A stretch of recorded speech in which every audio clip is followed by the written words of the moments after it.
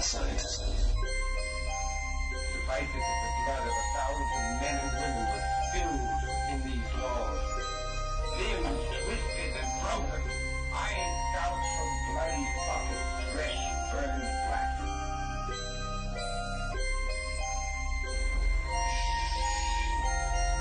Please. No way for death. In death, there are no accidents, no coincidences, no mishaps, and no escapes. What you have to realize is that we're all just a mouse that a cat has by the tail.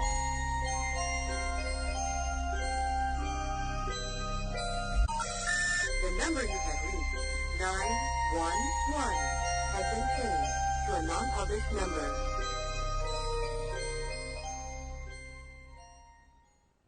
Warning, the following show contains conservative posturing, radical Christian ideas, and may offend pagans, Wiccans, Islamic fundamentalists, and other unenlightened individuals. Callers and guests may be subjected to brash and offensive comments by the hosts and any other type of bullying tactics available. But that's okay. We know why you're here. This concludes this test of the emergency broadcast system. Tonight is Monday, August 20th, 2007. Hello, hello, one and all, and welcome to World of the Unexplained.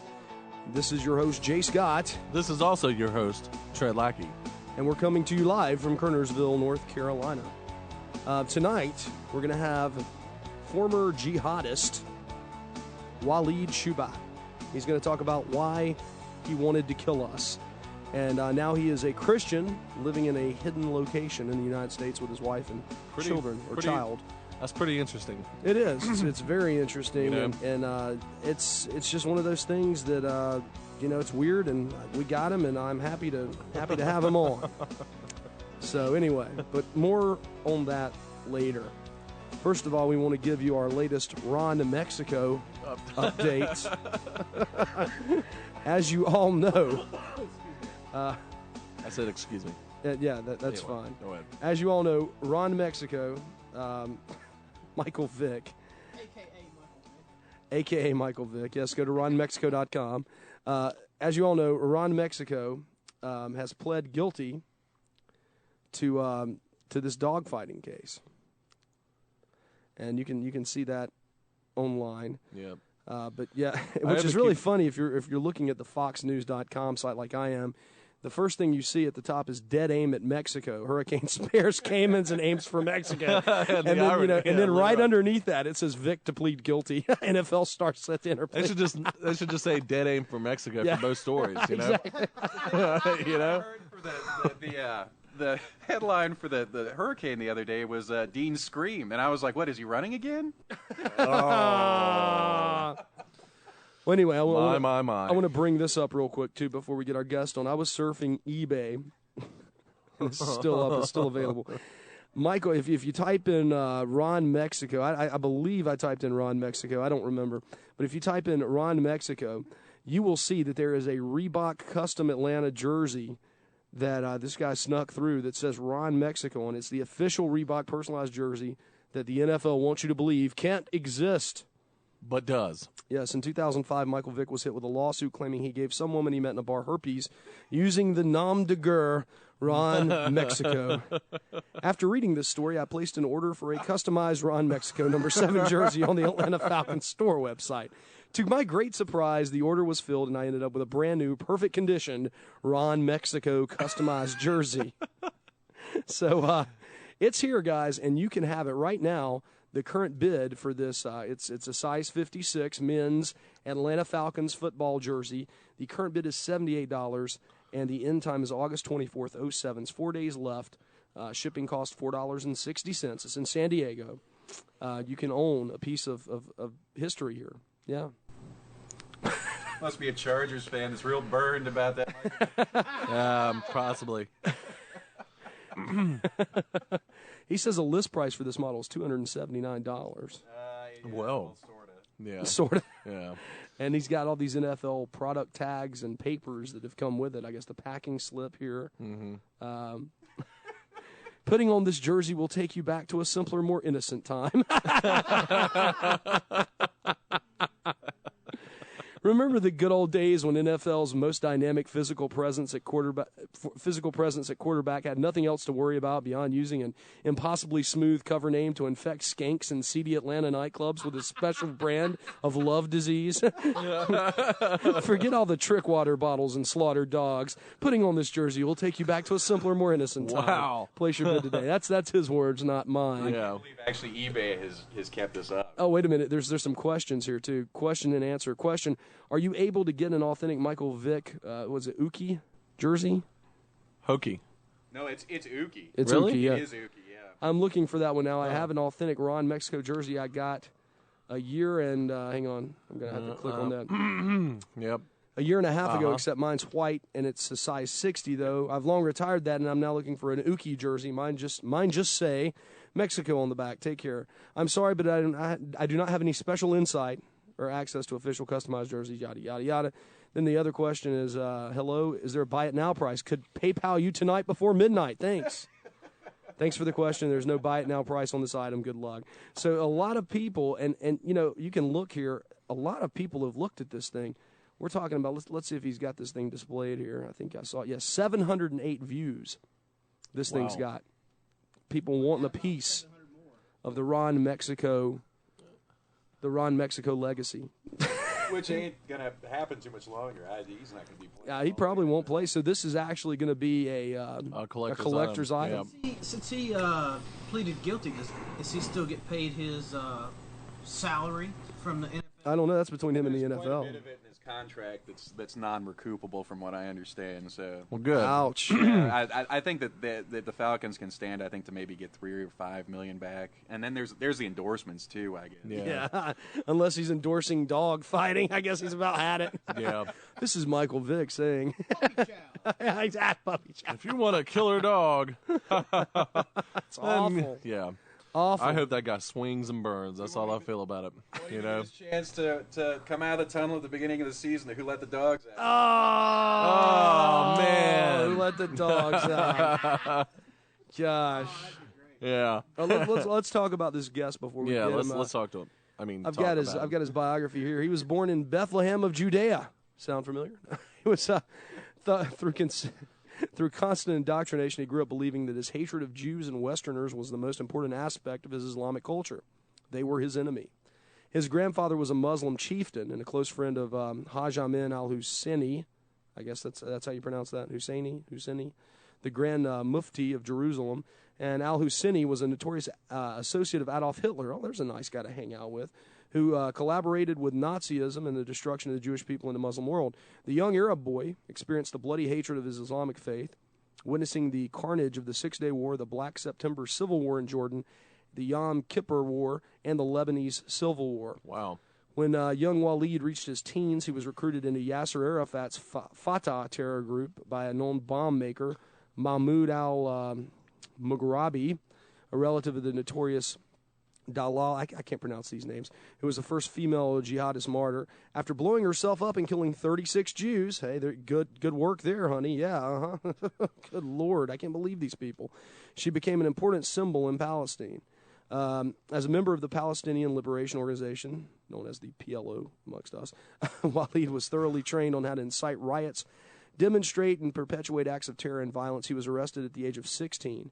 And sent to Jerusalem's Central Prison for incitement, and violence against Israel. Because he was an American citizen by birth, his mother was American, he was released almost immediately. After his release, he continued to train under that guy I told you about, whose name I can't pronounce.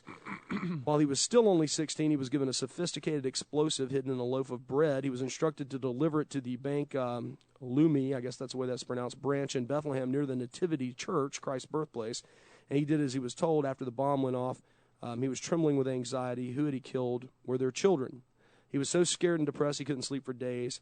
This was the first time he came to grips with what it would be like to have blood on his hands. Soon thereafter, the guilt had obviously passed, and he went on to participate with his friends in the near lynching of an Israeli official, and they nearly killed him. In 1978, he relocated to the U.S. to pursue a formal education. He enrolled in Luke College in Chicago, where he helped young Arabs get acquainted with America. He began to work for Arab Student Organization, where he found his position to be fertile ground for the purpose of recruiting new PLO members. As time passed, he was becoming more and more disenchanted with the lack of unity between PLO activists, Jordanians, and Lebanese. The Jordanians never forgave the Palestinians for causing the Black September War. The Lebanese never forgave them for the Damur massacre. He wanted a more puritanical organization that united all Muslims, so he joined the notorious Muslim Brotherhood headed by Jamal Saeed, a friend of Abdullah Azam, who mentored Osama bin Laden. He located and acquainted himself with his lost American family. He began to connect with them and their Judeo-Christian beliefs, and then asking questions about his fundamentalist Islamic beliefs. It was so strange to him how his American family loved their fellow man, regardless of race, creed, color, or religion. Walid only understood the hatred of anyone who was not Muslim. He could not fathom treating everyone the same. At 33, he met and married an American. He tried to get his wife to convert to Islam. She challenged him to prove that the Bible was corrupted, and as it was claimed by Muslims, he accepted her challenge to read the Old Testament of the Bible and study the Judeo-Christian culture and Jewish history. He was not totally convinced, but was fascinated with his strange lifestyle of love and forgiveness. In 1991, he returned to his homeland. He arrived in Palestine, where he found the hateful graffiti slogans everywhere, a thing that he used to do as an activist. Quote, "We knock on the gates of heaven with the skulls of Jews," one of the slogans says. He asked himself, why must we kill all Jews in order to enter paradise? He saw Arabs stoning a civilian Jewish bus that had bars and wire mesh covering the windows. He asked himself, why are these people not allowed to live among us? You know, why we have 1.2 million Americans living in Israel proper, yet Jews are not allowed to live in our Palestine. He presented these same questions to his Arab family, and he was met with anger and betrayal. He did not feel the love and acceptance afforded him by his American family and friends back in the U.S. His Arab family turned against him, calling him a Zionist. His life was threatened by his brother. His property was seized and sold. His family shunned him and no longer recognized him as their son and brother. In 93, he returned to the States. 6 months later, he made major changes in his life. He left the Muslim Brotherhood and went on to be even more radical when it became AIP, Islamic Association of Palestine, in affront to the Hamas terror organization. Then he finally made the biggest decision of all, which was converting to Christianity. Convinced he had been on the side of evil, he became an advocate for those he formerly considered the enemy, anyone who was non-Muslim. Driven by a deep passion to heal his own soul and to bring out the truth of the Jews and Israel to the world, he shed his former life and work as a software engineer and set out to tirelessly bring the cause of Israel to millions of people throughout the world, churches and synagogues, civic groups, government leaders, and media. In 2005, I'm sorry, I'm almost done. I know this is a very long biography, but I wanted to get the meat of it. Very detailed, too. He wrote Why I Left Jihad, where he exposes anti-Semitism and the hatred of Jews in both the Islamic, Christian, and secular worlds. And his latest work, which was released February 2007, which was what we're going to talk to him about tonight, is Why We Want to Kill You. And he resides in the U.S. in a secret location with his wife and children. Wow. Yeah. That's quite an eventful life, really. Yeah. I mean, probably the reason why he's living in hiding too. Well, yeah, you would think you would have to live in hiding. Absolutely, you know, you would have to live in hiding after being a part of that that thing. I mean, if Ayatollah Khomeini will issue a death sentence on a writer, or somebody that draws a cartoon, come on, man. Yeah, you know what I mean. Somebody like our guest would. He's looking for they won't. I don't know what they really want to do with someone like that since they can only kill them once. I don't know what. It's like we'd like to kill you and then bring you back up again so we can kill you 15 more times. Oh, totally, man. Yeah. Yeah. And then doing disembowel. Oh God, yeah. I mean, seriously. I mean, it's like let's think of the most hateful thing we can do to somebody because you drew more than a political cartoon, my friend. You know what they're doing in Iraq these days, though, for the hardcore torturing is they're drilling holes in people's heads with power drills. Wow. They're drilling holes in people's heads with power drills? Yeah, they... well, I guess you would stay alive, depending on how you do it. You could keep them alive for a while, too. I think it was even traced back to members of the Iraqi intelligence ministry. They have an intelligence ministry? Yeah, they do. It probably doesn't work very well. I mean, they've been on vacation the last 2 months. Obviously. Yeah. That's amazing.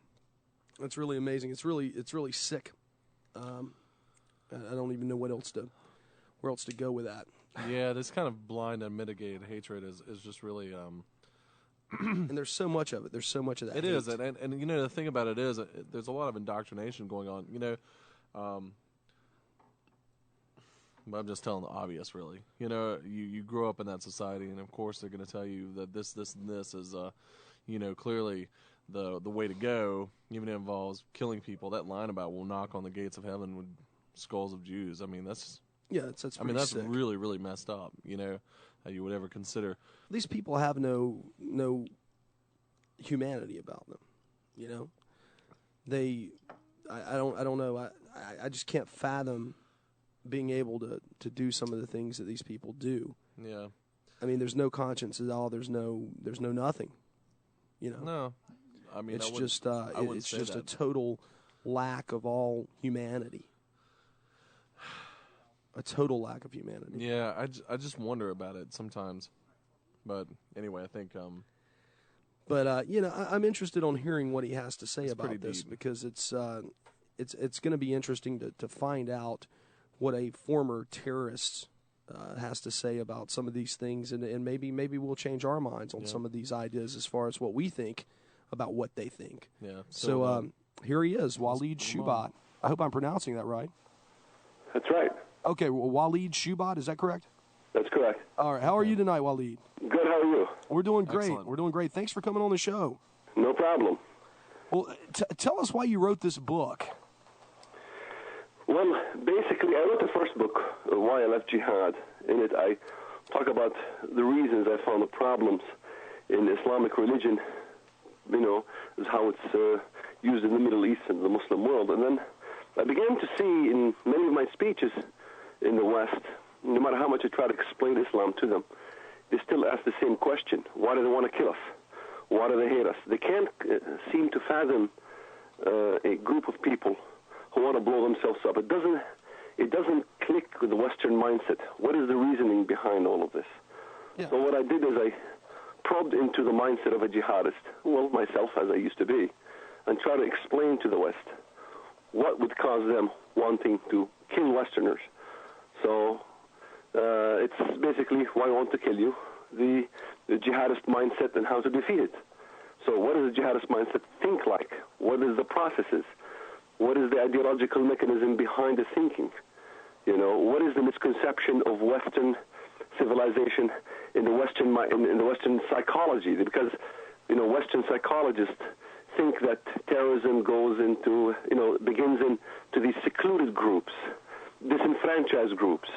The reason people commit suicide and blow themselves up is because of poverty or because of occupation. You know, debunking all the myths that Westerners don't get regarding the system. And that's just not true. Yes, of course. Westerners are mistaken when they think that the reason for people blow themselves up is as a result of poverty. Speaking at one university, I remember asking the question, because the professor objected to my speech. He says, you know, the reason Palestinians blow themselves up is because of poverty and lack of joblessness and, you know, occupation and this and that. And so I began to ask the audience the question, is there anybody from India or from Africa? And one student raised his hand and he said, I'm from India. So I said, do you have poverty in India? He said, yes, we have lots of poverty in India. I said, you guys... I'm sorry, we were just laughing about poverty in India. Right, so I said, do you guys commit suicide as a result of poverty? They said, no, we don't kill ourselves or blow ourselves up as a result of poverty in India, but they come from Pakistan and they blow us up. Yeah. So why do they come from Pakistan and blow you up? Well, because they're Muslims, you're Hindus, and, you know, Hinduism doesn't have this aspect. It's a theological issue, and the Western mindset still hasn't grasped this. And now they see doctors joining in to, you know, into terrorism.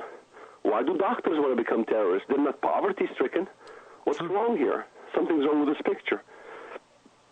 So this is the kind of issues I bring up. Well, let me ask you. You were involved in a terrorist cell in the United States, correct? Yes. How? It wasn't at that time fully-fledged terrorist cell. It was preparation for a jihad. Okay. You know, aiding the Palestinians, sending recruits, that kind of thing. Oh, okay. Now, how many of these groups do you estimate there are in the United States?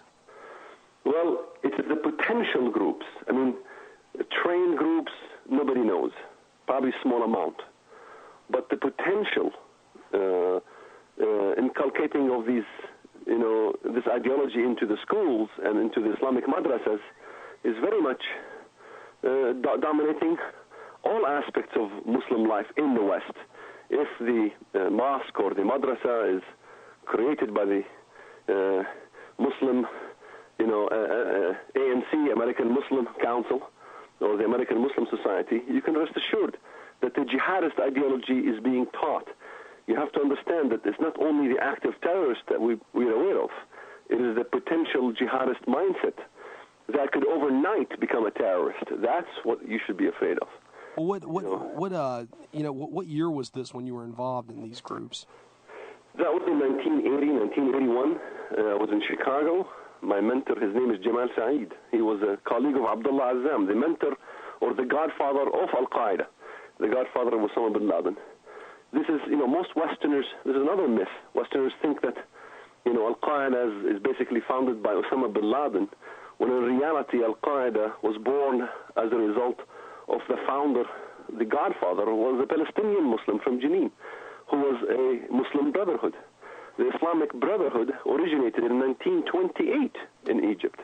That organization is very old and existed way before the occupation of Iraq or the establishment of the State of Israel. So in other words, this movement began as soon as the caliphate was dismantled in Turkey in the Ottoman Empire. The Ottoman Empire collapsed in 1924. 4 years later, the Muslim Brotherhood was founded. And from that sprouted what we see today, from the Muslim Brotherhood and the Wahhabists in Saudi Arabia. That sprouted the jihadist movement, which already existed in the past way long time ago. So this is nothing new. This is something very old. Well, this question's from my producer. He just handed me a note. If Reagan had stayed in Lebanon, would there have been terror in this country? Would he have acted? Ronald Reagan? I'm sorry, Chuck. I'll let Chuck ask the question. What I was just wondering is, you were involved in the cell in the early '80s, right before I guess the Marine barracks had been bombed in Lebanon. I guess what my question was to you was, would you have been prepared to act or activate the terrorist cell, commit terrorist actions in this country if Reagan had decided to stay? Well, with Reagan was a tough guy, but the intention at that time was not terrorism in America at that time. Future, yes. So yes, it could have been possible, of course. But the terrorism was basically more concentrated in Lebanon and in Israel, mostly concentrated in those areas, because America was pretty strong, It would have been a disaster if we started the terrorism in America a long time ago. They would have crushed us. It is financial terrorism at those times. Another aspect of it is the financial terrorism, in which a lot of Muslims will fund terrorism by, forged credit cards and things like that. So there's millions and millions of dollars of this financial terrorism. But actual terrorism, recruitment into Lebanon and that kind of thing, from 1980-81. So now, with as many groups as you saw back in the 80s and early 90s, do you think that do you think there's more and more now than there's ever been? Well, yes and no. After 9/11, a lot of the Islamists moved to Canada and moved to other places who were illegal here. Okay. So it diminished dramatically after 9/11. And with the Bush administration, they really did a good job on that. However, in Europe and in Canada, I think we have a much bigger problem than here. Yeah, I've heard that about Canada especially. And Great Britain as well. What do you think the chances are? And this is a former guest of ours, Paul Williams, had put the question to us. He said that he believes that the Islamic terror regime has captured suitcase nuclear weapons from Russia, from the fallen Russian Empire, and has snuck them into the United States from our unguarded borders in Mexico and Canada, and is waiting for a Islamic Hiroshima. I personally have a hard time believing that report. Okay. But again, when I see on television they're trying to screen in New York, I see it's possible that they're afraid of a suspicion. So I would suspect it, but I don't have conclusive evidence on this issue. Do you think that America is going to have another attack? Well, maybe I should answer the previous question. Okay. maybe it's better to get a dirty bomb instead of a nuclear bomb. Because 9/11 should have woken up Americans. They hit the snooze button later on, and now America is fully asleep. Of course. maybe they need a dirty bomb in order to realize that a nuke, if they'd had it, they would use it. So we should treat the situation as if they do have suitcases with dirty bombs. Whether they have it or not is, irrelevant. That we should treat the system as carrying nuclear and able. Yeah, that certainly would make sense. We have to. We're coming up on a break, so if you'll hang tight with us, Walid, we'll be right back with you. You're listening to World of the Unexplained. Walid Shoebat is our guest tonight, former terrorist turned Christian. And you can call us here, 877-722-7382. That's 1-877-SCARE-U2. Toll-free in the United States and Canada, locally 336-996-1596. You're listening to World of the Unexplained, and we'll be right back after this. Welcome back to World of the Unexplained. We got Walid Shoebat on the air tonight, former terrorist. Guys, give him a call, 1-877-722-7382 or 1-877-SCARE-U2. Area code, the local number is don't worry about that. Local number is 336-996-1596. And I don't know what's going on in the chat room. Scott's over there. I just got kicked off. Okay, well, like I said, I haven't been on the chat room in weeks because... it's been months, man. They don't want me typing on there, I guess. Anyway, I want to go back to the beginning, Walid, and talk a little bit about your early experiences in joining these organizations, your childhood experiences, what kind of formed and shaped your ideas about these people that would force you, that would encourage you to kill them, basically. Well, in my life, from the beginning of my childhood, born by an American who visited the Middle East and wasn't allowed to leave back to her country, the United States of America, held captive for 35 years, had to watch her kids being indoctrinated into this agenda. It is a very Nazi-like agenda, right from the youth, right from kindergarten. You go to school and you sing Arabs are beloved, Jews are dogs, all the way to going to this, to the local mosque or the Central Mosque in Jerusalem, the Dome of the Rock, in which you listen to sermons by Sabri, the Grand Mufti of Jerusalem, whose predecessor, Haj-Ameen Al-Husseni, the friend of Hitler, would spew out from the local mosque. Even the Wailing Wall doesn't belong to the Jews. The Wailing Wall is a Muslim property in which the call for the destruction of the Jewish people emanated from every aspect of life, from graffiti on the wall to the mosques, to the schools, in the curriculum, everywhere, in the songs and music, the art, from every aspect of life. That produces a terrorist. That produces a person who's willing to die for the cause of Allah. By the time I reached high school, the emphasis on the martyrdom or the shahada, to be a martyr for the cause of Allah, was very emphasized. And in fact, this is why Westerners do not understand why Islamic terrorists want to blow themselves up. And if they can understand the concept of this salvation message that is spewed out from the local mosque and the Islamic universities, then they will understand it, because in the Islamic ideology, one is not guaranteed to go to heaven unless they go do two things. One is to go to Mecca once in a lifetime, erase their sins, or the Hajj. The Hajj, or to die as a martyr. And when you die as a martyr, the first drop of your blood will basically wipe away all your sins. Then you become an intercessor for 70 members of your family, and you can intercede for them to enter paradise. Kind of like anchor babies. I'm sorry, go ahead. So you become a Christ-like figure. In other words, in a Christian concept, and this is what I began to understand the Christian concept in the West, and I fell in love with it, in which you believe in the death of one person, Christ in this case. His shedding of his blood will redeem all sins. This is it's a similar concept in which the person himself will shed their blood for the sins of himself, for his own sins, and for the sins of many. So that becomes the message of salvation of the Islamist ideology. That's what drives the force behind terrorism. That's what drives the force behind blowing ourselves up and dying, and the will and the desire to die for the cause of Allah.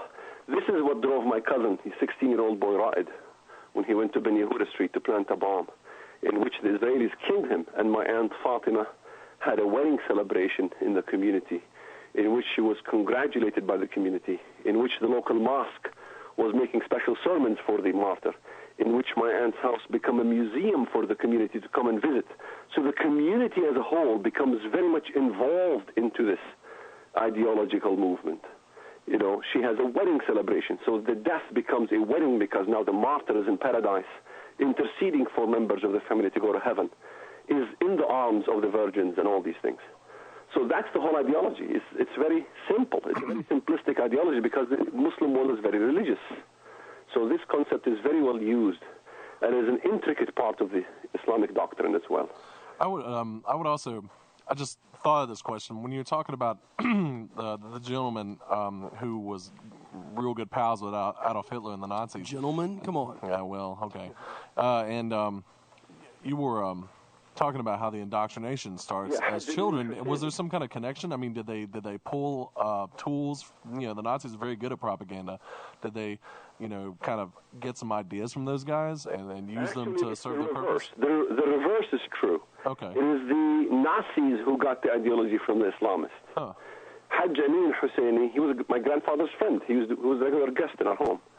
Haj-Ameen Al-Husseni collaborated with Hitler. You can see a photo of him in the eve of the final solution. This is way before the establishment of the State of Israel, so nobody could use the argument that Israel was the reason. So the destruction of the Jewish people by the Muslims was collaborated along with Hitler, in which Nazism used Islamist mechanisms. The Nazis got the yellow patch from Spain. Spain was occupied by the Muslims. So the yellow patch in which Jews in Spain had to put on in Spain was, adapted in the Nazi ideology. This stems from what was called the Omar Declaration. Omar, O-M-A-R. The Omar Declaration, Omar ibn al-Khattab was the second Khalifa, or one of the disciples of Prophet Muhammad.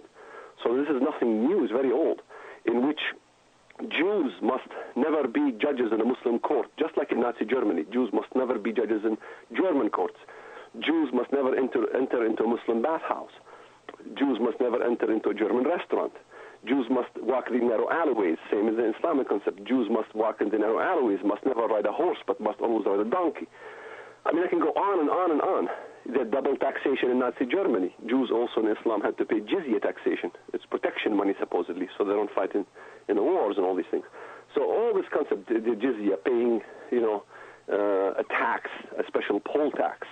And this is what Hamas, as a matter of fact, been preaching in the Palestinian areas when they got power. They say the Christians will also pay this poll tax. That's why you see 300 million Christians in the Muslim world. Now, diminished to 10 million Christians. What happened to all these hundreds of millions of Christians? They disappeared from the face of the map. So you see this ancient indoctrination stemming from Islam into Nazi Germany, not from Nazi Germany into the Muslim world. Interesting. Now, what were your experiences during the numerous wars that Israel was fighting against their enemies, namely the Six-Day War, the Yom Kippur War? What was going on for you? I lived all these wars. I was there in the Six-Day War. I was in Jericho. Yeah. The Israelis basically were very righteous. They didn't do anything wrong. They opened up even stores to feed the Palestinian population. My father was a school teacher. He was very happy when Israel came because now he had an Israeli salary. So there was no problems between Palestinians and Israelis after the Six-Day War. The problems began when Egypt began to do media work into the Palestinian areas, the Voice of Palestine and what have you, and the Muslim Brotherhood became very active in the late 70s, from Al-Azhar University of Egypt and from Saudi Arabia, all this stuff started infiltrating into the Palestinian areas to bring these ideologies into the forefront.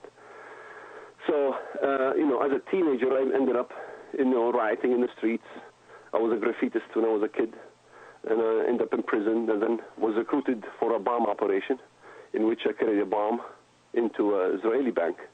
It exploded, nobody was killed. Then later on came to the States, joined the Islamist movement, joined the PLO here as well, and then, changed my ways in 1993 when I began to look at my enemy's concept of life.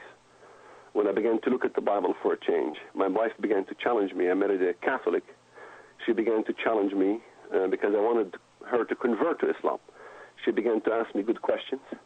Why do you want me to leave my roots? Well, because the Jews corrupted the Old Testament and the Christians corrupted the New Testament. Where are the corruptions? What corruptions are you talking about? I don't know. I began to research. I began to research old documents. I began to research the New Testament.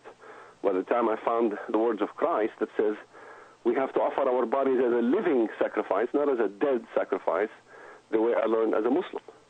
I began to see that the Judeo-Christian concept of life, it valued life more than death.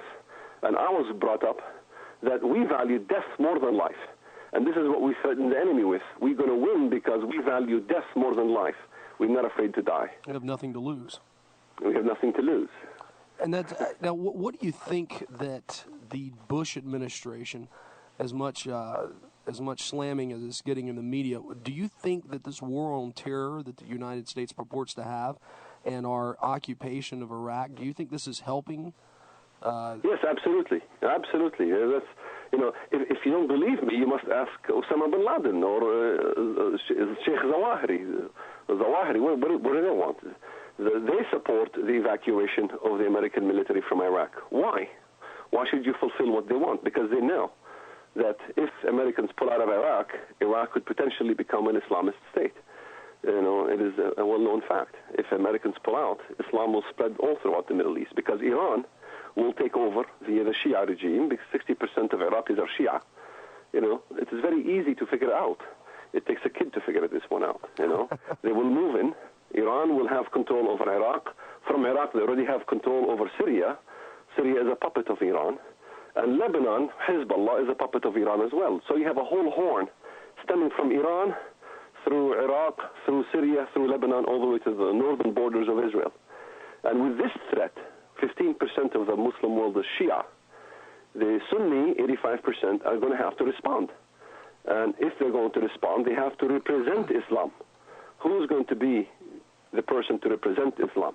Now you're talking about Mahdi, now you're talking about the Caliphate, now you're talking about much more scarier things than a secular Arab government.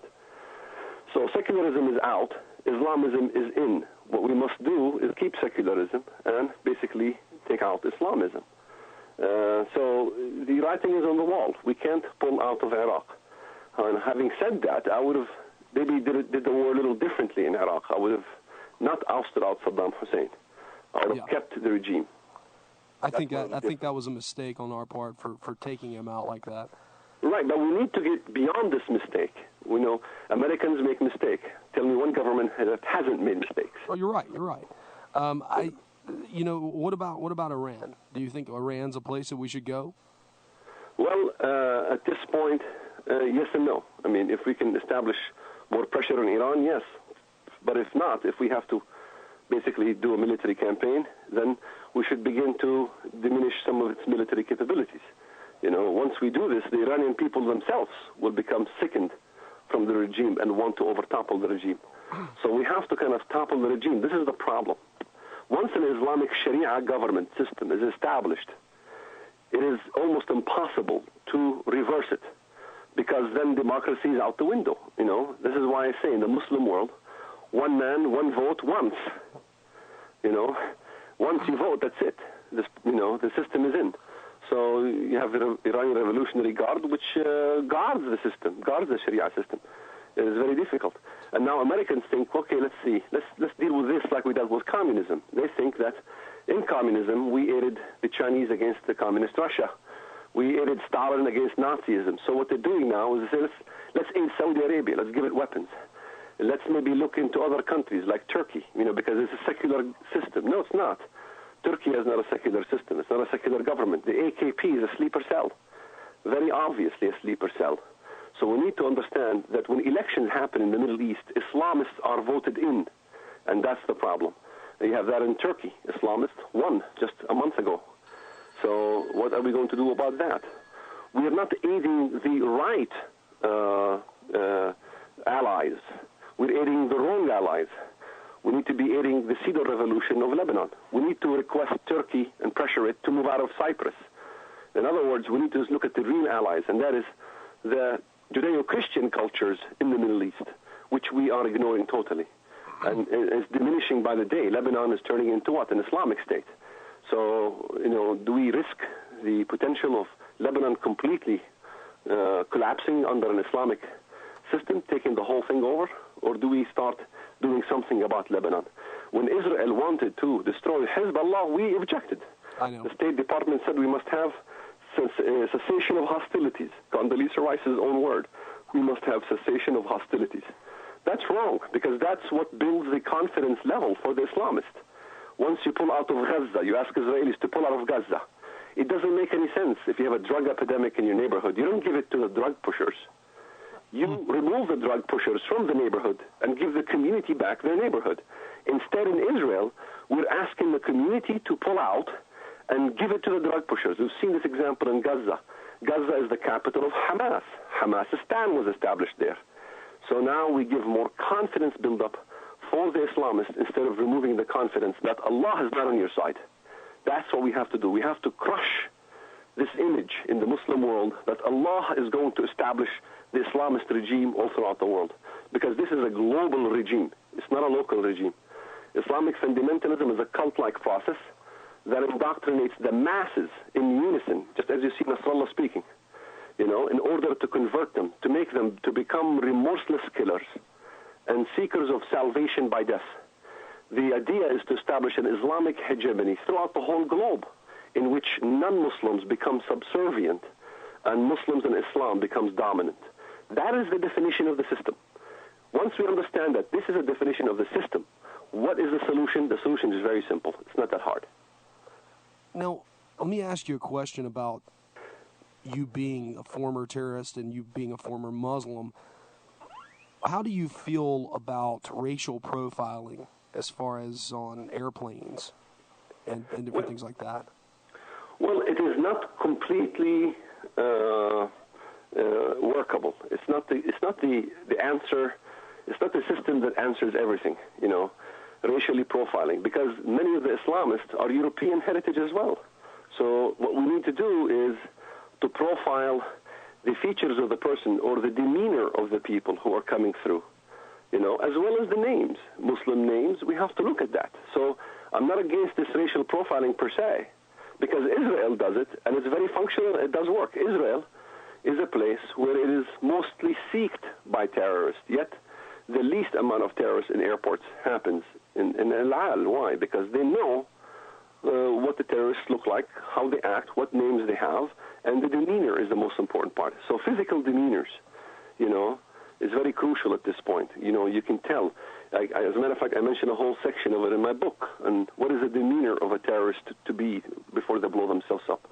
And that's one thing I want to talk about. Where can people get your book? What's the best place for them to go? Why We Want to Kill You is the name of the book. You can get it from bookstores. You can get it from Amazon. You can get it from my website. If you want to help our mission, they can order it from our website, which is shoebat.com, shoebat.com, just as you spell the word shoe, and bat, like baseball bat, shoebat.com. All right, shoebat.com, and that's the best place to get that. Now, do you sign these copies personally? Well, many times I do have signed copies, okay. And if people want signed copies, we can, furnish those as well. If they want to wait till I be able to do that, then no problem.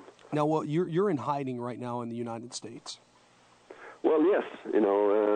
The Prophet Muhammad of Islam said, whoever leaves his faith, kill him. What part of kill do you Americans don't get? Oh, I get it totally. I know if they want to kill a guy over writing a book, or kill someone over like Salman Rushdie, or kill someone over a political cartoon, I'm sure they want to kill you more than once if they could. Yes, of course. So is this? I mean, is this something that you're basically going to be on the run for the rest of your life? Yes, not only me, my entire family. So, my son. I asked my son the question. Huh. I said, they keep asking me this question. I don't know what to tell them. He said, tell them that we all are going to die. We can either die for something or die of something. There's only two choices. Which one do you want? Die for something or die of something? Huh. I hope I die of something. But we can't live life worrying to die for something. Because again, freedom has a cost. Freedom is not free. It's never free, never will be free. It's a continual maintenance by the people who adopt the freedom, like America. A continual sacrifice, never-ending sacrifice that many of us have to endure. What do you think of the liberal agenda that's being promoted on the college campuses and by the current Democrat administration? How do you think that's... I think it's the most dangerous thing that's going on in America, more than dirty bombs. Because Nazism could not have won, its elections, whatever, the takeover of Germany, unless they did this, youth programs that they did. Once you brainwash one generation, it's over. And that's the whole idea. There is very few who are fighting at the university campuses to keep American patriotism alive. American patriotism is dead at the university level. And it's Once sad. you go into university, you learn all kinds of bizarre things, almost communism in disguise. So this is what we focus on. I've spoken at 50 campuses across this country. You need to hit Guilford College up. Anyway, go ahead. I said you need to hit Guilford College up. That's where Chuck and that's our old alma mater there. They're a bunch of Quakers. Anyway, I'm sorry. Liberal Quakers.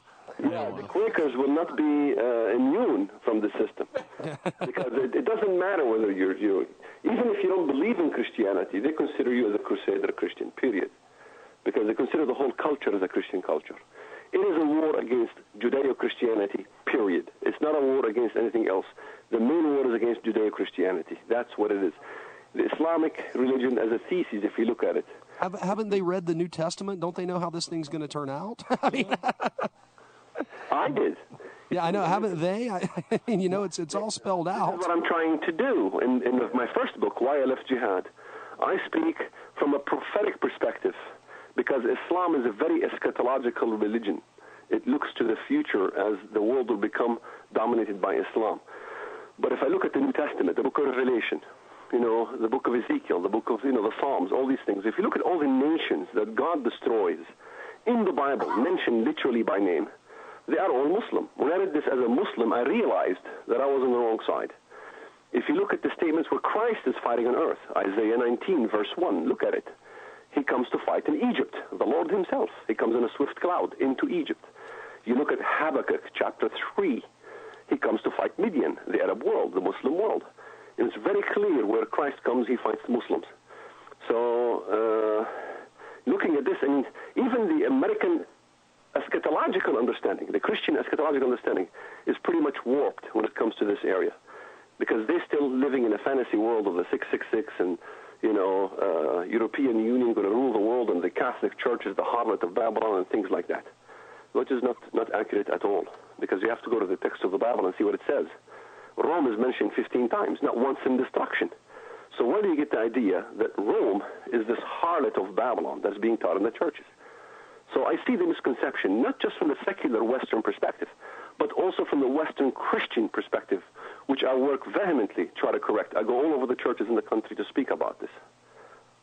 Well, what about just a quick question about this? Where does the Muslim perspective and the terrorist perspective see other world religions such as Hinduism, Buddhism, atheism? Atheism's a religion. Well, a religious persuasion or whatever. I mean, they seem very adamant against the Christians, but what about the other guys? You don't find in the Quran a mention of Hinduism per se, but of what they call al-kuffar, the unbelievers. So all the Hindus and communists and what have you is lumped under the unbelievers, al-kuffar. However, the most concentration is amongst the Christians. When you go to chapter 9 of the Quran, the verse of repentance, the verse of the sword calling for jihad against the people of the book, basically Jews and Christians. And when Muslims bring the peaceful verses in the Quran, Westerners don't realize that in Islamic concept, these things have been abrogated, made null and void by the highest authority of the Islamic legislation. So, Islam forbids drinking. Yet in the Quran, you see verses about drinking. Don't pray while you drink. So drinking was not forbidden. Then drinking later on became null and void. In other words, became abrogated. So this comes under the part of abrogation of verses from the Quran. Secondly, you must look at the hadith or the interpretation of the Quran by the Prophet Muhammad. You can argue that many peaceful verses that do exist in the Quran, but no serious scholar can argue. When you look into the hadith, Muhammad, how he interpreted the Quran, no serious scholar in the world will argue that Muhammad interpreted the Quran and the jihad ideology as how we see it today as an Islamist movement. Well, let me ask you this: when I was when I was in college earlier, we'd mentioned this on break about how Islam was presented as a peaceful religion, a religion of peace. My whole thing was, they did talk about the people of the book, and I remember reading one section, I believe it might have been Karen Armstrong's book, where she talks about, in the beginning, the Prophet Muhammad prayed toward Jerusalem instead of Mecca, and then I guess they had a falling out with the Jews, and so, they picked Mecca. And then all of a sudden there's this, but it seemed at first that there was no tension between the Muslims, the Christians, and the Jews. Like you say, the people of the book. We even get into other parts of the Quran where, they admit that, they say that Christ will return during the time the Antichrist is here, and then tell all the Christians that, oh, well, he was just a prophet like Muhammad, and, nothing to worry about, though, because if you believed in me and you were a Christian, then we're going to judge you according to your faith, we're going to judge the Jews according to their faith, and we're going to judge the Muslims according to this faith. You brought two very important points which needs to be responded to. Yeah, and I'm glad you brought the point of changing the direction of prayer from Jerusalem to Mecca. You know what? I just did something really silly, Walid. I about talked over our break here. We're going to have to take a hard break. I'm so sorry. Please keep all this in mind. It's just 5 minutes. We'll be back in just a second. 877-SCARE-U2. We'll be right back with Walid Shoebat. And we're back. You're listening to World of the Unexplained, KWSS in Scottsdale, Arizona. We haven't heard from you tonight. Give us a call. If you're listening anywhere, pick up the phone and call. We've got a lot of interesting questions that we've got for Walid Shoebat. You can pick up his book at Amazon or any of your fine booksellers in America, as well as from his website, www.shoebat.com. That's SHOEBAT.com. Our guest tonight's Walid Shoebat. Let's get back to what we were talking about. Well, wait a minute. Let me give the numbers. 877-722-7382. That's toll free anywhere in the United States and Canada. 1-877-722-7382, or locally 336-996-1596. Let's get back to what we were talking about earlier when I asked the question about that we got so rudely interrupted by the break about the Muslims at first praying towards Jerusalem, and about the idea of Christ coming back, telling everyone he was a prophet, and then telling everyone that Jew, Christian, and Muslim would all get, since they were all people of the book, they would all get judged in the final judgment by their own belief system. Well, you brought an important point, which proves the point that I mentioned before, that in Islamic legislation or Sharia, there is what is called the abrogating verses. There is abrogated, nasikh wal mansukh, abrogating verses and abrogated verses. The law of worshipping in the direction of Jerusalem, what happened to it? It's in the Quran, but it was eliminated. It was abrogated to an apt to worship towards Mecca or Saudi Arabia in this case. So what happens? Did Allah change his mind? Apparently he did. So there is the evidence of verses abrogating other verses. However, when this happened, when Muhammad in the Mecca, when he was writing the Quran, the Meccan surahs of the Quran, you see many peaceful verses in Islam, in the Quran. This is the verses that is used by many Muslim apologists. However, Westerners need to concentrate on the Hijrah verses. Hijrah means the migration. Once Muhammad migrated from Mecca and moved to Medina, things took a different toll. The Islamic calendar system began from the Hijrah. So in the first year of Hijrah, it began when Muhammad commenced the jihadist expeditions throughout the Arab world against the Jews and the rest of the unbelievers. That's what basically sprouted out the Islamic calendar. So Islamic calendar is based on the jihad expansionist system. So this is the whole thing, Jihad became a very intricate part of Islam when Muhammad moved from Mecca to Medina. Huh. Wow. That's just why is the Kaaba such an important piece to the whole deal? Why is that such an important factor? I know they don't allow airplanes to fly over that, I guess, for probably fear of accidents or fear of a bomb. It just seems to me that it's an empty building. Yes, well, At the time of Muhammad, when he established Islam, what would he do with the pagan shrines, specifically of the Kaaba? The Kaaba was a focal point for pilgrimage of the pagans. If he canceled it, the income, sort of the petrodollar at that time, would have been eliminated. It's sort of like now the Saudis giving up on the oil. What would happen? Well, it would become poverty. So it was important for him politically. Back on the camel. Yes, to basically include the worship of the Kaaba and basic worship at the Kaaba and doing the Hajj pilgrimage in order to keep the Islamic funds. So this is very crucial. Secondly, the black stone is crucial for the Muslims because once you go to the pilgrimage of Al-Hajj, you basically get your sins eliminated. This is why Islam believes it's called the black stone, because it took upon itself the sins of the Muslim world. So it became basically a redeemer in this way. So Islam had to have redemption because the idea of religion is redemption. So how does Islam respond to the question of redemption? How do we redeem ourselves? We're all sinners, and it is within our nature to seek salvation. So Islam began to respond to the issue of salvation in two ways. One is the pilgrimage to Al-Hajj in Mecca, and the other one is the jihad operation. That's interesting. There's another question that I was going to ask, and basically, when you look at the profiles of let's say some of the 9/11 terrorists and the terrorists that were going on, the failed bombings in Britain, and just a number of different incidences. These guys tend to be very well educated.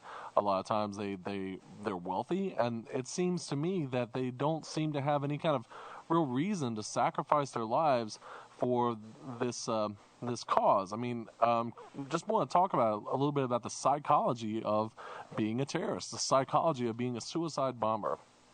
Well, this is why we must, when we understand the Islamic concept of salvation, this is why we must look at the blood sacrifice or blood atonement, in which that you cannot go to heaven unless basically you die as a shaheed or you're interceded by a member who's a family who died as a martyr.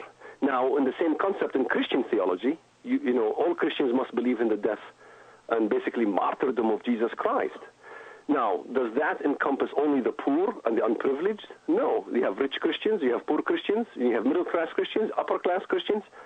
The same concept when it comes to Islam. You have upper-class Muslims, lower-class Muslims, all of them have to participate or aid and abet in it. Rich Muslims don't have to basically, or if you're elderly and you have money, you don't have to basically go and fight and die yourself.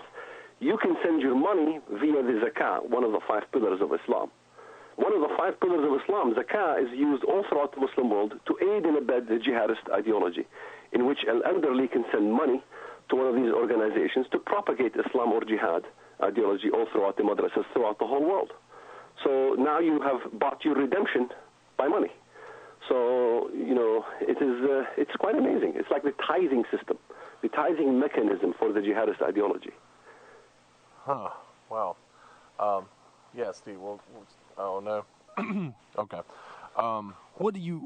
Do people in America give you grief because of your former terrorist ties? Yes, it's sort of like you're damned if you did, damned if you don't. They say once a terrorist, always a terrorist.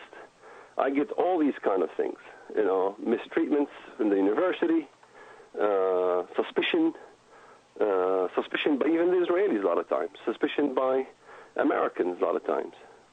It's sort of, I don't get it, I don't get this treatment specifically from Americans. It happens. However, many in the liberal, they say, well, you need to be arrested. If you're a terrorist, you need to go to jail. However, every liberal that called for my imprisonment never called for Zawahiri's imprisonments or for Osama bin Laden's imprisonments or for Guantanamo Bay's imprisonments. They want to release all the terrorists. Of course. They only want to focus on the repentant terrorists. Yeah. And maybe they have suspicions that the indoctrination is such a difficult thing. It's hard to really step away from it, perhaps. No, it's not hard to step away from it. Again, here's the whole thing. We in the West are trying to fight this mechanism by a secular response. Well, you have to offer something for the Islamist that is religious, because we're religious people. the secular response have not yielded much fruit. The best fruit that yielded was from the Christian, basically, propagation of Christianity throughout the Muslim world, or witnesses and things like that, and missionaries. We need to have missionaries in shortwave radio to all the Muslim world. There's nothing wrong with this.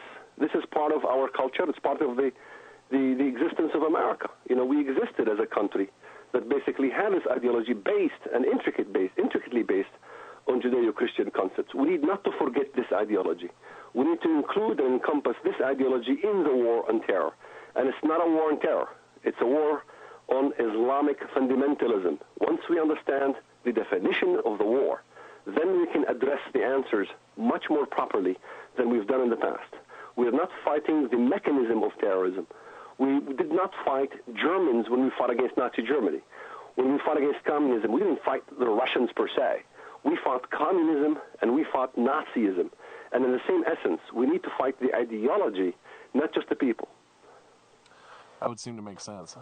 What role do women play in this jihadi movement? Well, a woman who dies for the cause of Allah, of course, she doesn't get virgins. She has a choice of being married to her husband if he is a dweller of paradise, or she is given to other men who dwell in paradise as one of the wives. Let's not forget, when you die as a martyr, you get not only 70 virgins, it's 72 mansions with 72 beds, and in each bed 72 virgins. And they redeem their virginity, as a matter of fact. After you consummate your rites, they become virgins again. I call them Ziploc virgins. All right. Oh, my. What? We saw a movie not too long ago. Trent and I did called Usama. Are you familiar with that? Yeah. It was set in the Taliban in Afghanistan. It's about a little girl that pretends to be a little boy and tries to live in the Muslim world and in the world of the Taliban in Afghanistan. And it shows them running from the Taliban as the Taliban come into town. How real of a threat is that for those people over there that don't want anything to do with these guys? Well, I'm not an expert in Afghanistan. But again, Americans thought that they've crushed the Taliban once and for all. Now we see the opposite is true, that the Taliban has congregated in a way that they dominate in many areas in the Afghan community, in the Afghan country. So, as a matter of fact, there's more mujahideen in Afghanistan than there are American soldiers in Afghanistan. So, the war is not over. The war is much bigger. This should remind us that, once you crush a system, that you have to really finish the job completely, as we did in Nazi Germany. When we fought Nazism, they even, resolved to the killing of the Nazi youth. Anybody else who wants to follow Nazism, they shoot them, regardless of age, regardless of creed.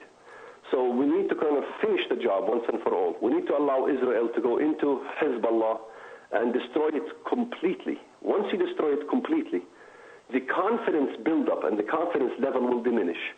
So you must destroy the confidence level of the Islamists. If you don't destroy the confidence level, your war is not going to work. Okay, we've got a caller, Ben from Missouri. How you doing, buddy? Pretty good. Excellent. What's your question for Walid? My question is, are we able to trust any Muslim just because they're friendly to us, or they say, well, I'm not a jihadist?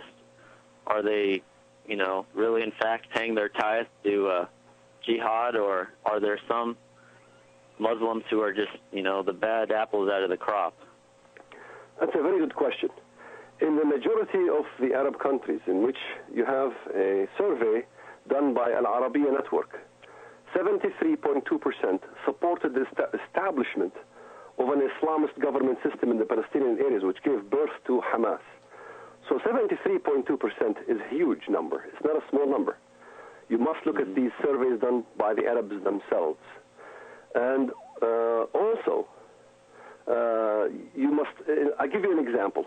I spoke at a synagogue one time. I was invited in Yom Kippur to speak at a synagogue in Los Angeles. And they brought a peaceful Muslim preacher to give a speech. By the time he finished the speech, I asked him one question. I was able to probe into his mind to see whether he's peaceful or not.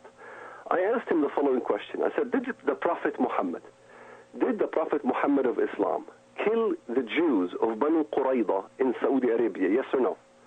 Of course, he had to say yes, because it's well documented in the Islamic history. I said, well, how do you justify this killing? His response came swiftly. He said, well, they had a fair trial. In other words, the whole world knows that the Jews did not have a fair trial in Nazi Germany.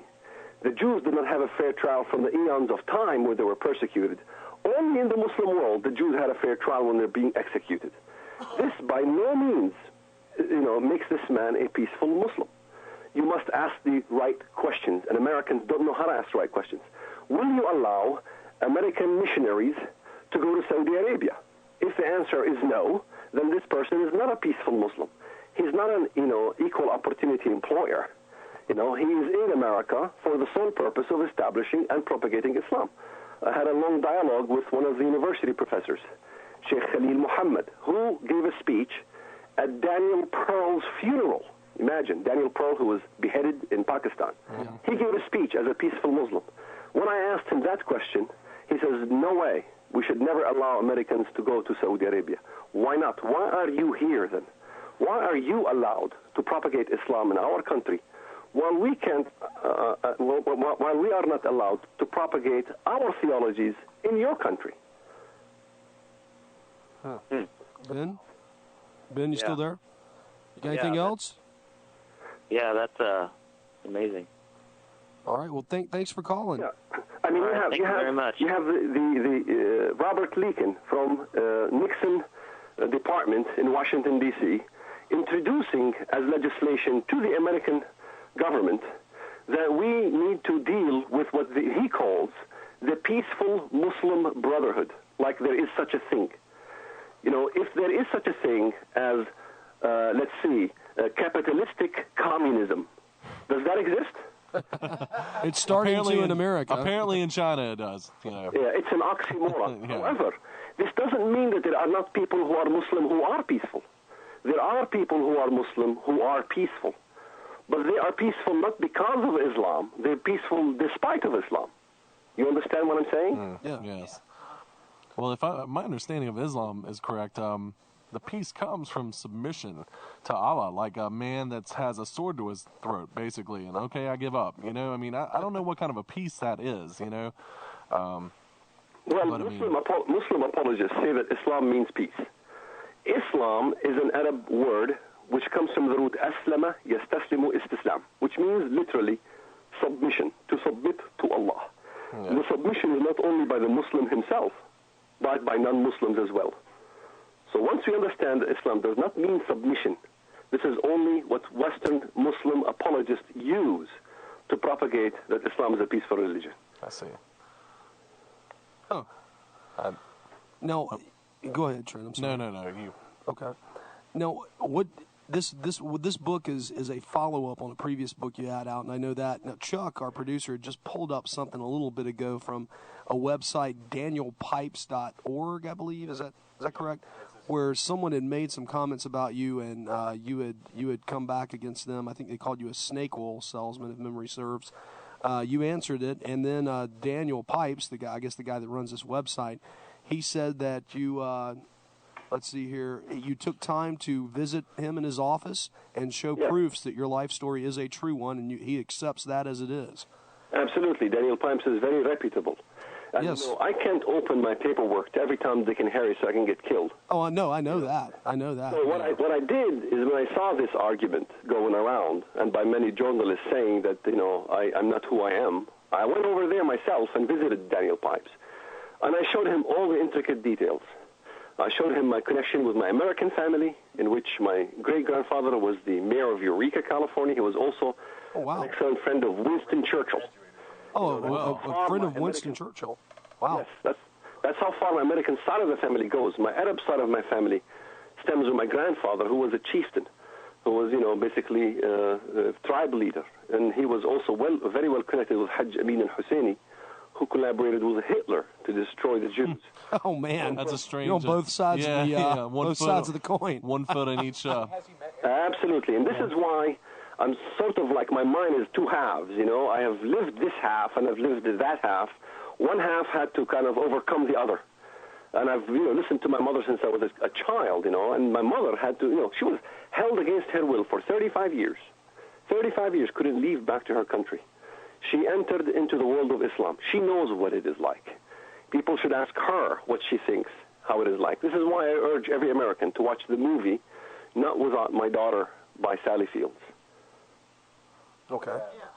Oh, that's right. Yeah. I'm not familiar with that. Yeah, it's a it made-for-TV movie. Mm-hmm. A number of years ago. Yes. Let's I don't know how much time we have for the break, but let's We've got about 6 minutes. We're okay. good. Well, we'll start talking about it now and then maybe bleed over. But tell us about that moment, that pivotal moment where you started to realize that all of this was terribly mistaken, that you had been mistaken all this time, and your actual conversion from Islam, fundamentalist Islam, to Christianity. Let's talk about that. Well, the spark began when I did a trip into Israel, and I saw firsthand a Jewish bus being stoned by Palestinians. And I looked at the bus, and it has bars and wire mesh. It looked like a cage in which Jewish communities had to take this bus to go home and to avoid the stoning and to protect themselves from the stoning. I began to ask the question, why are Jews not allowed to live amongst us? I mean, we have 1.2 million Arabs living in Israel proper. But all the Jews who live in the Palestinian communities must evict. Why is that? That's a crucial question. I ask at every university. Till today, I haven't got an answer. So I began to ask this question. What about the Holocaust? Is it a fabrication, as we learned? What about these scrawny bodies in the footage? Were they really on a diet plan, as my teacher said? Or was it true? So I began to buy books and material on the Holocaust. Then I began, when my wife challenged me, to look into the Bible. When I read the Bible, I was fascinated with the Bible. So that is my first crime in the West, that I became fascinated with the Bible. I became fascinated with Judeo-Christian culture and Judeo-Christian concepts and the study of the Bible. I fell in love with it because I found that it was a roadmap for all mankind, for peace, not for war. That war will end in the end, in the establishment of a Messianic era, in which peace will prevail all throughout the world. This is a war for peace. But however, in the Islamic eschatological concept, the day of judgment shall not come to pass until the tribes of Islam kill the Jews, and the trees and the stones will cry out. Basically, it's an aggressive kind of system or eschatological teaching. If we are wrong and Jesus is not coming back, what harm have we done?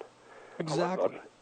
And not only that, it's teaching a good way of life, a good way to love thy neighbor as thyself. The whole cheek. Yeah, it's the whole. If we're wrong, so what? But not only that, I began to realize that these prophets of old in the Bible either perfectly guessed the scenario or are prophets from God. Yeah. Because they wrote down the danger that is coming. If you look at Zechariah chapters 12 and 14, I will make Jerusalem a trembling cup to all surrounding nations. Wow. It's exactly what we see. Jerusalem is the integral point. It's the focal point in the Middle East that's causing nations to want to attack it. Exactly as the prophets from old, as Zechariah, predicted. Either he perfectly guessed the scenario, or he is a prophet. There's no other choice. Well, if you look in the back in the Old Testament as well, the people that surrounded that, you had to have 100% accuracy back then, or you were dead. You'd be stoned. Yeah, they would stone you to death. It's like you're either. Yeah, and so these guys were going out on pretty good limb when they said this. Obviously, they stayed alive. Yes. And that's what gets me when when I come on to someone that talks about Christ and well, how do you prove that he rose from the dead? I said, well, let's look at it first of all from the point of the fact that there were two witnesses were women, and in that point in time, women weren't. There was no credibility. Yeah, there was no credibility. Yeah, you would want a man to be a witness to something like that. But we don't have to be at the time of Christ to prove whether the story was true or not. We live in a time when Israel was established as a nation, winning just like just like the prediction in the Bible. Exactly. It is no miracle if Goliath killed David. The miracle is that David killed Goliath. It is no miracle if the Arabs destroyed Israel. The miracle is that that Israel won against all odds against the Arabs. That's the miracle. That's the part that is so amazing to me from the Bible. Wow. By the way, caller.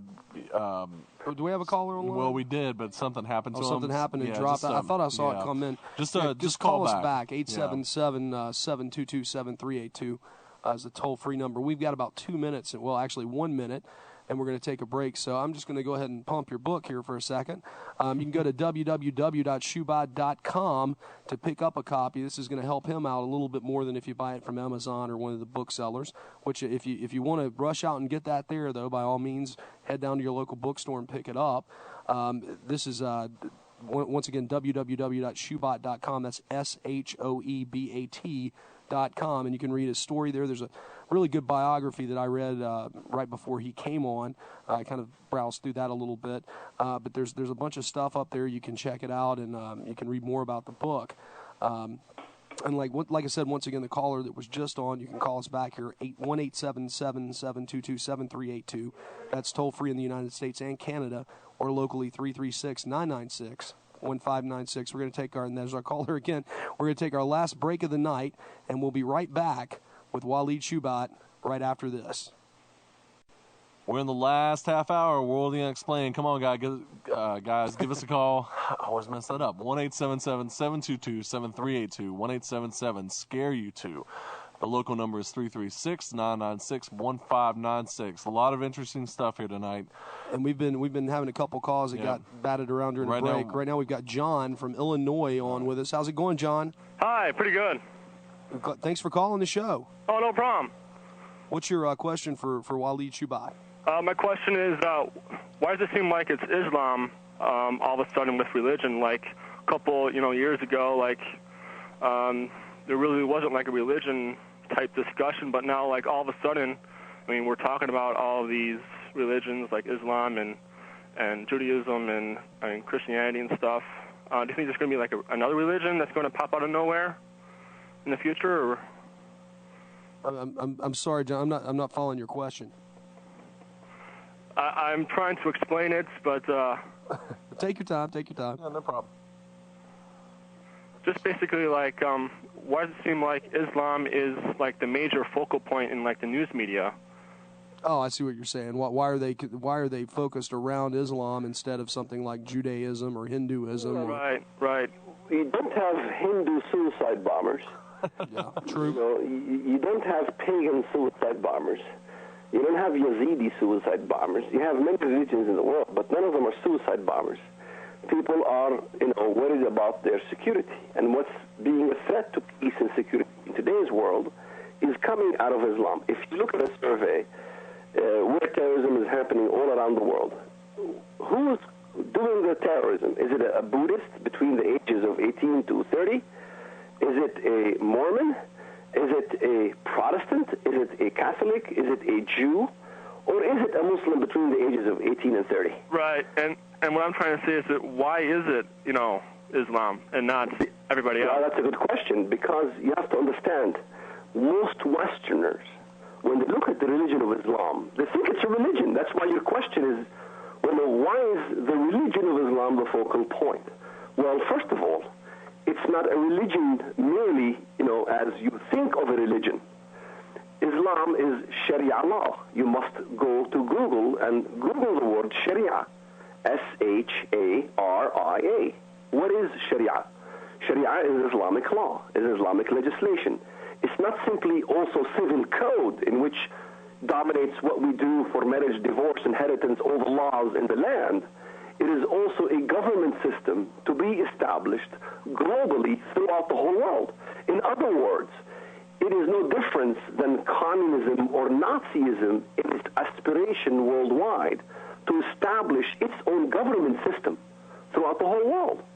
So what you need to do is understand when you say Islam is not simply a religion, it's also a government system. It is a constitution. When you see Muslims demonstrate in the streets, what do they say? I know the Arabic because I used to be one of them. They say, Al-Islamu Dusturuna. What does that mean? Islam is our constitution. So when a politician, swears on the Quran, he's not swearing on your American system. he is swearing on a constitution that is an Islamic constitution. And that's the danger of allowing the swearing on the Quran in America. Because now when a Muslim swears on the Quran, he's saying, I'm swearing to abide by this constitution in the Quran, not by your constitution. What does that mean? That means I could lie if my lying helps and aids the Islamist movement. So there you go, Yeah. I've never thought of that. Yeah, it almost sounds like a one-world religion or a one-world government in a sense. That's right. And Christians are saying, well, the Antichrist establishes one-world government and that kind of thing. They're not looking at Islam. Islam is also a one-world government and a one-world system. That's interesting. Well, thanks for calling in, man. We appreciate it. Yeah, thank you. You're welcome. Yeah, thank you. You guys have been great tonight. It's very informative, so appreciate it. All right, awesome. Excellent. Thanks a lot. Appreciate it. Thank you. All right. Once again, that number is 877-722-7382, toll free in the U.S. and Canada. Now, we were starting to talk about the future of of things, the eschatology. Eschatology. Eschatological. Thank you. And that's kind of where we were going with this over the break when we were talking. Let's get into that a little more. Well, the Islamic eschatology, it's focused on the ends of times. One of the 5 pillars of Islam basically is believing in all these things, believing in Allah, Muhammad, all these things. Also, as well, believing in the last day, the day of judgment. There is a lot of focus by the Muslims on the day of judgment from the Islamic religion. The signs of the day of judgment are several. One of the signs is the destruction of the Jews in Jerusalem. The Prophet Muhammad clearly said it. I memorized it in Arabic. All Muslims memorize it in the Middle East. The day of judgment shall not come to pass until the tribes of Islam defeat the tribes of Israel in Jerusalem and the surrounding nations. And then the trees will cry out and the stones will cry out, there's a Jew hiding behind me. Come, O Muslim, come, O servant of Allah, come and kill him. Till not one Jew is left. So the elimination of the Jews is part of the signs of the ends of times in Islam. Secondly, I want to stop here for just a second, Walid. We've got another caller. This is Ron from Raleigh. How's it going, man? Hey, Ron. Hey, how's it going? I didn't get how your name was pronounced. Could you say it slowly again? Walid Shoebat. Okay, Walid. Sorry. Yeah, that was. Could you go to start again? That was part of the question. I was on the phone. I didn't catch the first part of it. But we were talking just about the end times in the Islamic faith. Exactly. What's your question, Ron? I'm sorry. Oh, well, that was the first part of my question. The other one was, can you separate more how Al-Qaeda and the radical Islam is not really Islam at all? I mean, I've heard somewhere that it's a very brutal 12-step process where they brutalize people and torture them to get them to the point of committing suicide. Committing suicide is not a natural act, and it's definitely not natural to Islam. It's not something that they would ever force people to do and have not for the last thousands of years, right? That was part of it, and also that is there another force outside of Islam that is causing people to do this horrible thing to themselves, or to feel the despair in the death is the only way out. And there was a lot of talk, I think on NPR last night about, I'm not sure if you heard the article or not, about how jihad is more of a revival type thing. Like in Christianity, you have a revival where you want to do charity and spread the word, and it's very much a contest, not always just the shedding of blood. Well, Ron, first you've got to stop listening to NPR and all of those other liberal-leaning radio stations. And yeah. Don't worry, Jay. I'm big enough to go out there and wade through NPR. And plus, the guy was very gifted who was speaking. I think it was on their radio website. I was listening on it through the internet. Okay, well, great. It was a very gifted guy. But that's not that has nothing to do with this. Okay, well, we're going to go ahead and get you off here to save your minutes, and you could sit back and listen from your home. Is that okay? Yeah, thanks for risking your life and coming on the air tonight, Walid, to tell everybody your story, though. I think it's amazing. Thank you. All right, thank you, Ron. Yeah, and God bless all you guys. Thanks. God bless you, too. Program. Go right ahead, Walid. I'm sorry. All right. Apparently, he missed the first half of the program, in which he's insinuating from what he's learning that this is only a small part of the Muslims who adhere to the concept of this jihadist ideological movement. If you take a survey in Pakistan, 56% of Pakistanis want Islamic fundamentalism, the radicalization. And Okay? So the first concept is that Westerners think that Islam became radicalized, that it was a peaceful religion, then it was radicalized by Al-Qaeda. Again, if that is true, we must look at the founders of Al-Qaeda, or the godfather of Al-Qaeda. The godfather of Al-Qaeda, as I mentioned before, was a Palestinian from Jenin, and he was a member of the Muslim Brotherhood, which began this movement in 1928. That was way before. In 1928, the founders of the Muslim Brotherhood were executed in Egypt. Why? Because they propagated, or they instituted, the Islamic legislation for jihad and the removal of all secular government to establish an Islamist regime throughout Egypt. And that's why you have them executed. So you can't say that this is something recent or modern. It's not. And you must look at Islam in history. They don't focus in the West on the Islamic history in the media, specifically NPR. Have you went to the Islamic history and see how Islam spread throughout the Middle East, throughout Asia, into India, into even Eastern Europe, ransacked the Vatican, occupied Spain, when Tariq ibn Ziyad stood at the Gibraltar, as he crossed the Gibraltar and burned the ships behind him. He said, the enemy is in front of you, and the ships burn behind you. You have no choice but to fight. Not to mention the destruction of Constantinople, too. That was another big point. Exactly. What did Spain do to the Muslims? They don't call this occupation of Spain. They call it al-futuhat, which means the openings. In their mentality, they liberated Spain from paganism. So this is nothing new. This is something very old from the beginning, founding fathers of Islam, in which even Tariq bin Ziyad in Spain, chopped up people and boiled them. So you have all this violence in the history of Islam that's very rarely visited in the West. As I mentioned before, 80 million were killed in the Mughal dynasty, Babur Nama, this issue in India. Very rarely discussed in our media here in America. Why?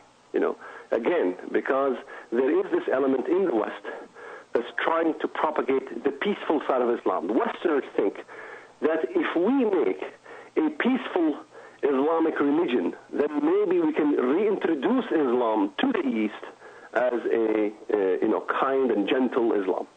And that's a fallacy. It's not going to work. All right, let's go back. We were talking about the eschatological. Thank you. I don't know why I'm having such a problem pronouncing it tonight. I'm having trouble with it, too. Well, again, I think we talked about the signs of the Judgment Day in Islam, which is very crucial in Islam, in which the Jews will be destroyed. And then there is the appearance of the Mahdi. Now, when I used to speak about the Mahdi in 1993, people weren't listening to me. They thought I was crazy. Then you see Ahmadinejad in his speech talking about the Mahdi, talking to the whole world about the rise of the 12th Imam or the Mahdi. Now this is becoming a reality in the Muslim world, not merely a dream. The Mahdi is recognized by Islam when he brings and ushers in forth 7-year peace, 7 years of peace upon the earth.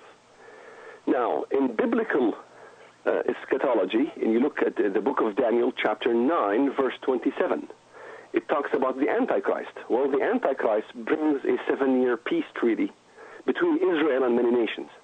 So the Antichrist of Christianity is in reality the Messiah of Islam. And the Messiah of Islam is in reality the Antichrist of Christianity. Oh, wow. Oh, my gosh. I did find one part of the Quran very interesting, where it talked about the recognizing the end days. And one of the things I do remember from years ago was reading about, people will be able to see people on the other side of the earth, instantly, that kind of thing. And that made me think of satellites and things like that we have today. That's the only interesting part I can think of right now. I don't know why I've always kept that piece of in my book, Why I Left Jihad, the first book that I wrote, the second half of the book concentrates on this topic: Islamic eschatology, Christian eschatology, biblical eschatology, ends of times, and all these things. However, now we're doing an expounded version of maybe 600 pages, just discussing this very concept from the biblical and Islamic points of view. Oh, wow. And is the most extensive study done in history regarding the issue of eschatology. Okay, is that a book that you're working on right now? Yes. When do you expect that to be out? Hopefully by the end of the year. Okay, all right, great. You can buy it for Christmas for your wife. All right, yeah. That is awesome, though. That very much very so cool. is. So now, what do you think as far as the politics of the United States are now? Where do you are you a Republican? Are you a Democrat? Are you an independent? Where do you place yourself in that? Obviously, I'm a Republican. Okay, well, we are too. Well, I think I think Chuck's a libertarian, but he's close enough. So, but yeah, it's just it's one of those things where it's looking worse and worse for the Republican Party right now, because we know what's going to happen if the Democrats gain control of not only what they've done with the House, but along with the head the headstone being the president. That's a very scary thing to think, because we can see where now we're becoming more and more of a socialist kind of European nation, and we can see the long-term effects of that leading into communism. When everyone is so politically correct and everyone is so careful about not stepping on anyone's belief system or anyone's rights, they'll call you a racist if you, say, for example, you want to keep illegals out of the country, you're a racist. If you want to... I'm sorry, go ahead. I mean, interestingly, when I was a terrorist and wanted to kill Jews, I was called a freedom fighter. There you go. Now that I love Jews, I love Americans, now I'm being called a racist. There you go. Go figure. Yeah. An Islamophobe and a racist and all these things. I mean, criticizing a religion is not racism. Once we, as a country, are not allowed to criticize a religion, all our freedoms are diminished. That's right. That's what the First Amendment protects. It protects your right to say what you believe. And I think hate speech legislation is the stupidest thing that America can do. If you want all ideas to be out there, it doesn't matter how much I hate what someone has to say. They have the same right to say it as I have to say what's on my mind. That's right. And it's just with the coming legislation led by these Democrats, George Soros and other proponents like him of this legislation for the coming fairness doctrine, bringing it back in. Yeah, I know it's not happening, but the point is that even that it's been discussed at all. Said he'd veto it anyway. Well, yeah, well that's good. Well, what if Bush isn't there and Hillary's in? Is she going to veto it? I don't think so. I don't know, but it's just a scary world we're living in, and it seems like we're getting closer and closer to those end times that are talked about in the Bible. And the whole world is focused on America diminishing its freedom, taking away our liberties, trying to, choke the radio, which is the only voice left in this country. Thank God for the radio in America. Thank God for radio. Yeah, I agree with that. Totally. The liberal newspapers, the liberal TV, it's just gotten so completely out of hand. Man. Well, I love FNC. Yeah. All right. Well, but we're going to go ahead and give you the final word, Walid, and it's because it's time to go. Unfortunately, we're going to definitely have you back on in the future. Talk another hour or so on this. In reality, this is not a war. This is not a war that it's a Republican issue or a Democratic issue or liberal or conservative. This needs both wings to fly. Both right-wing and left-wing must understand that even the left-wing ideologies will be removed. If it is liberals that are so concerned about the Republicans, they need to be concerned about this system, that if it does indeed win, and if Islam does survive and succeed in their wish, that they also are in danger. This is something that Winston Churchill warned about regarding Nazi Germany. He said Nazism is not an issue about land. Regarding the Munich Accord, the Munich Peace Treaty, he says, you give Hitler land and it doesn't matter. You give the Palestinians land, you create a state, it doesn't matter. It's going to continue. He said we have made a choice. We have been given a choice between shame and between war. Between shame, that is, kowtowing to this ideology, to Nazism in that case when he was speaking. We have chosen shame and will end up in war. We have chosen to have peace with the terrorists and will end up in war with many Muslim states. And I remember Lady Astor, she hated him because she was liberal. She said, Winston Churchill, if I was your wife, I'll put poison in your tea. He said to her, ma'am, if I was your husband, I would gladly drink it. Oh, Winston. Well, it has been an enlightening and extremely interesting night. You've been a wonderful guest. Absolutely. Thank you, Walid Shoebat, for coming on the show tonight. Absolutely. All right. We'll talk with you later then. Thank you. Yes, sir. God bless. God bless you as well. Thank you. Bye-bye. All right. Wow. That totally. This guy, man, this was just really, really good radio. Well, you know, this is territory that we don't really go into a lot. And, you know, to find this guy, I mean, it's just an amazing... You can thank me, yes, no. No. And I'm gonna inflate I get your... the good guest, man. I'm not going to inflate your ego, you know, Herr Schmidt. No. No, I mean, in general, seriously. we do. We always get good guests here. I don't know why that is. I guess God looks after us, but... Because we're talkers. We're We are. We're that. But, you know, I'm going to go back to this Ron Mexico thing. No. Oh, come on, Scott. Dude, you spent like 20 minutes about this. No.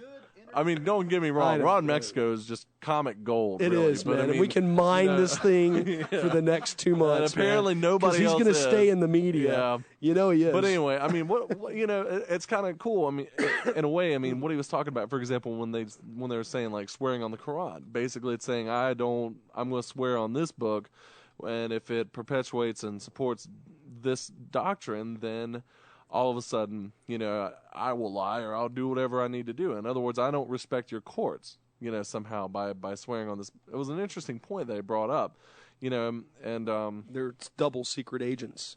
Yeah, they're quad agents. Well, I've always been against that anyway, man. I think the ACLU needs to, I don't know, step down. I mean, it's a, I don't know. If anything, it's a formality. You know, it's a tradition, and it's a, you know, you follow this step-by-step process. You know, and I'm sure there's a lot of people who went on the stands who didn't give a crap about the Bible, you know, and swore on it anyway just because. You know what I'm saying? Isn't there an alternative? When I swore in as an attorney, it was, you know, you could say, you know, I swear to uphold the Constitution of the United States, yada, yada, yada, so help me God. I swear to da-da-da-da-da, so help me God. Or you could do the regular one without the so help me God. Yeah. Now, I do find it interesting. This hasn't came up yet as far as to a trial-level court, but in the North Carolina Constitution, there is a requirement that you believe in the one almighty God. Is that so? To hold political office in this state. And I think that's a good thing. Well, I mean, it is, and it doesn't really mean that they do. So piss off, ACLU. You know, that's the way I feel about that. They could still. I mean, there's no guarantee of their morality. You know what I'm saying? Yeah. Either way, I mean, it really isn't. But the other thing that really interested me, and it was a very similar parallel: appeasement. Don't appease. You know. That's why World War II started, is because, you know, Chamberlain just kept on going, okay, we don't want a war, we don't want a war, we don't want a war. Hitler wanted a war, you know, and I think these fundamentalists, they want a war. And there's no way we're going to sit there and give them whatever they want. They're still going to want it. And that's why we need to keep guns. Well, you can't change their mind. You have to change the society that breeds them. You know, I think that's that's not going to happen. Not the way that we're doing it. Smoke them out. Put them back in their hole. Well, I don't think that the way we're doing it is not the, you know, you can't, I mean, you're not changing. How else do you do it? I don't know. But I mean, I'm just saying that you have to change the society to change the terrorists. You know, you're still going to keep on breeding terrorists, you know, over and over again. And unfortunately, I don't know. I don't have an answer for it. Bush's plan was to foment democracy in the area. Yeah. It was the third or fourth plan. Yeah. I could tell you a little story about. I could tell you a little story about Athenian democracy while we're at it. You know, but anyway, that's not the time nor place. But anyway, appeasement doesn't work. You know, with certain groups of individuals, it just doesn't. You're right. That was a good show tonight, though. Absolutely, I enjoyed it. Enjoyed the heck out of it. Yep. I can't wait to read his book. And yeah, no joke. You know, I didn't even get a copy of it. I didn't ask for one. I'm so tied up with everything else, and I forgot to get one. I'm going to definitely get one before we have him back. Oh, yeah. And but it's really strange. I mean, that kind of, it's a very rare, it's a very rare situation that you can get somebody with those kind of perspectives. You know what I'm saying? Oh, yeah. That's some good keyboard playing there, It Scott. is. Well, we're out of time. I didn't know you did the keyboard. I'm Jay Scott. You're only JDDJ on the OmniSound Radio 1 network. I'm Trent Lackey, who doesn't play the keyboard. We're coming to you from Kernersville, North Carolina, a small town where we talk about big things always. Chuck? He does play the keytar, though. We out.